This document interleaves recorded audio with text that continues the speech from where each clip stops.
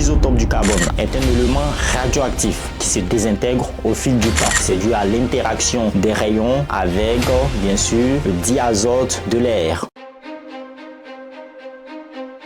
Le carbone 14. Avez-vous déjà entendu parler du carbone 14? Alors, le carbone 14 est utilisé généralement par des scientifiques et précisément par des archéologues pour dater des objets, des ossements et beaucoup d'objets historiques. Alors, c'est quoi le carbone 14? Quelle est la différence entre le carbone 14 et le carbone qui se trouve dans le charbon? Comment est-ce qu'on arrive à faire la distinction? Est-ce que c'est pareil? C'est ce que nous allons voir dans cette vidéo aujourd'hui et dans cette série sur le carbone 14. Veuillez rester scotché sur votre écran. Alors, le carbone 14 est un isotope du carbone. Alors, c'est quoi un isotope? Un isotope, alors, c'est un élément chimique en fait qui est un jumeau d'un autre élément. Ça veut dire quoi? Ça veut dire que les éléments chimiques sont caractérisés par deux choses, par le nombre de masses et par le nombre de protons. Les isotopes sont des atomes qui ont le même numéro atomique mais pas le même nombre de masses. Donc, il existe plusieurs types de carbone. Le carbone 13, le carbone 12 et il y a aussi le carbone 14.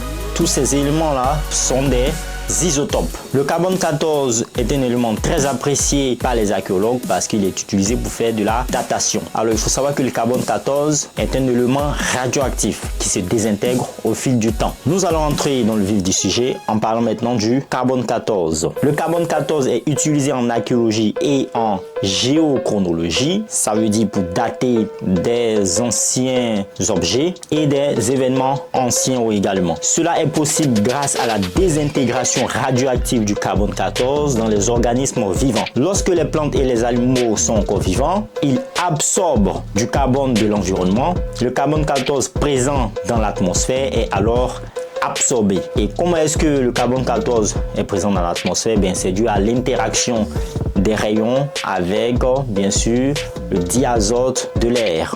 On aura une vidéo qui va expliquer ça plus en précision. Une fois qu'un organisme meurt, il n'absorbe plus de carbone 14 et sa quantité de carbone 14 diminue lentement au fil du temps grâce à la désintégration radioactive. En mesurant la quantité de carbone 14 restant dans un échantillon, on peut estimer son âge. Cela permet aux archéologues de dater les artefacts tels que les ossements, les fragments de poterie et d'autres matériaux organiques. Par exemple, si une poterie contient la moitié de la quantité de carbone 14 qu'elle aurait eu au moment de sa création, on peut estimer qu'elle a environ 5730 ans grâce à une propriété radioactive appelée demi-vie. Il est important de noter aussi que le carbone 14 a une demi-vie d'environ 5730 ans, ce qui signifie que sa quantité diminue de moitié environ tous les 5730 ans. Cela limite l'utilisation bien sûr du carbone 14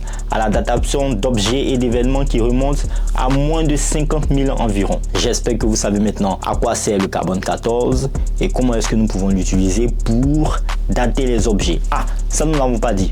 On le dira dans les prochaines vidéos. C'est une série de vidéos sur le carbone 14. Restez scotchés. Peace out.